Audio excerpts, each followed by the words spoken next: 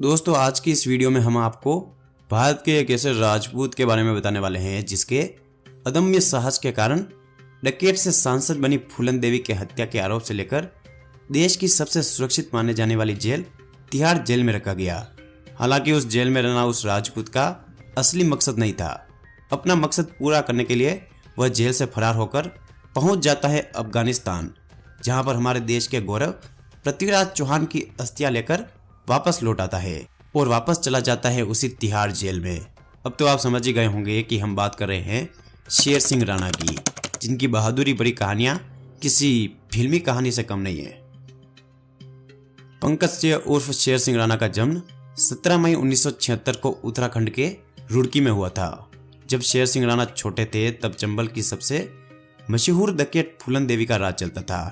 आज भी चंबल के लोग फूलन देवी का नाम सुनकर सिर उठते हैं।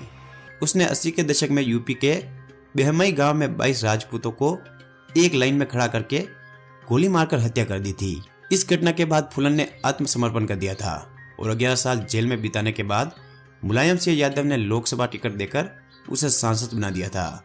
लेकिन 25 जुलाई 2001 को दिल्ली के सरकारी आवास में शेर सिंह राणा उनसे मिलने पहुंचा और वहीं पर तत्कालीन सांसद बनी फूलन की गोली मारकर हत्या कर दी थी। घटना के 2 दिन बाद ही शेर सिंह राणा ने उत्तराखंड पुलिस के सामने आत्मसमर्पण कर दिया था, जहां से बाद में उसे देश की सबसे सुरक्षित माने जाने वाली तिहाड़ जेल में भेज दिया गया था। कहा जाता है कि तब उसने फिल्मी अंदाज में कहा भी था कि तिहाड़ की सलाखें उसे ज्यादा देर नहीं रोक पाएगी। यह सही साबित भी हुआ। करीब 2.5 साल बाद 27 फरवरी 2004 को उत्तराखंड पुलिस की वर्दी में 3 अज्ञात जवान कोर्ट वारंट के साथ तिहाड़ जेल आए थे और अपने साथ पेशी का ऑर्डर दिखाकर शेर सिंह राणा को वहां से ले गए। और जब असलियत पता चली तो पूरे देश में हड़कंप मच गया।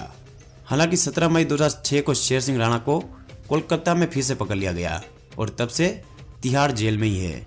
लेकिन यह कहानी है उन 2 सालों की जब शेर सिंह राणा जेल से फरार थे। हमारे देश के गौरव और अंतिम हिंदू सम्राट पृथ्वीराज चौहान की अस्थियां अफगानिस्तान होने की बात लोगों को तब पता चली जब कंधार विमान हाईजैक मामले में हमारे देश के विदेश मंत्री जसवंत सिंह अफगानिस्तान गए थे।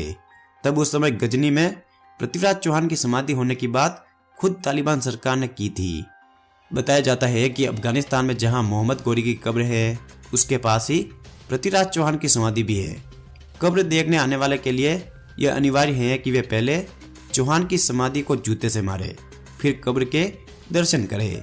इसके लिए वहां पर बकायदा जूते भी रखे गए हैं। और जब हमारे देश के विदेश मंत्री जसवंत सिंह ने यह सारी बात भारत आकर बताई तो वे कुछ नहीं कर पाए, जबकि इस घटना का जिक्र मीडिया में भी हुआ था। पूरे भारत में बहुत सारे लोग और नेताओं ने पृथ्वीराज चौहान की अस्थियां वापस लाने की बात तो कही, लेकिन कोशिश किसी ने नहीं की। लेकिन जब यह बात शेर सिंह राणा को पता चली तो उन्होंने पृथ्वीराज चौहान की अस्थियां वापस लाने का प्रण कर लिया। सबसे पहले शेर सिंह राणा ने रांची से फर्जी पासपोर्ट बनवाया और कोलकाता चला गया। वहां से बांग्लादेश का वीजा बनवाकर वहां चला गया। वहां बकायदा फर्जी डॉक्यूमेंट की मदद से यूनिवर्सिटी में एडमिशन ले लिया और फिर वहां से अफगानिस्तान का वीजा बनवाकर काबुल पहुंच गया।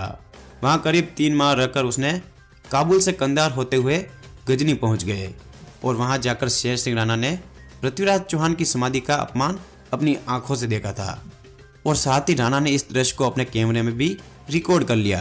उसके बाद शेर सिंह राणा ने पृथ्वीराज चौहान की अस्थियां निकालने की पूरी प्लानिंग भी कर ली थी और अवसर देखकर एक रात वहां पर खुदाई करके समाधि से अस्थियां निकाल ली और भारत लौट आया। इस पूरे घटनाक्रम की उसने वीडियो शूटिंग भी की थी जो उसमें दिखाई गई है। भारत लौटकर उसने अपनी मां की मदद से गाजियाबाद के पिलखुआ में पृथ्वीराज चौहान का मंदिर भी बनवाया और अस्थियों को वहीं पर सुरक्षित रख दिया।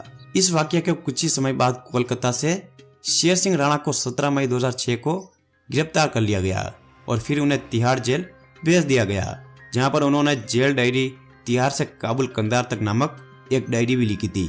एंड ऑफ बैंडिट क्वीन नाम की यह फिल्म शेर सिंह राणा के जीवन पर आधारित है, जिसमें शेर सिंह राणा का किरदार नवाजुद्दीन सिद्दीकी ने भी निभाया है। हालांकि जो काम शेर सिंह राणा ने किया वो हमारी सरकार को करना चाहिए था, लेकिन इसके बावजूद भी सरकार ने उनके इस अदम्य साहस भरे काम को नजरअंदाज करके उन्हें फिर से ताउम्र जेल भेज दिया गया। तो दोस्तों यह थी शेर सिंह राणा के अदम्य साहस की कहानी। दोस्तों आपकी नज़र में शेर सिंह राणा ने सही किया या गलत, हमें कमेंट के माध्यम से ज़रूर बताएं। उम्मीद करता हूँ आपको हमारी यह वीडियो और जानकारी पसंद आई होगी। अगर पसंद आई है तो लाइक करिए, अपने दोस्तों के साथ शेयर करें और हमारे चैनल मिस्टी स्टिच हिंदी को सब्सक्राइब करना बिल्कुल ना भूलें। धन्यवाद। जय हिंद, जय भारत।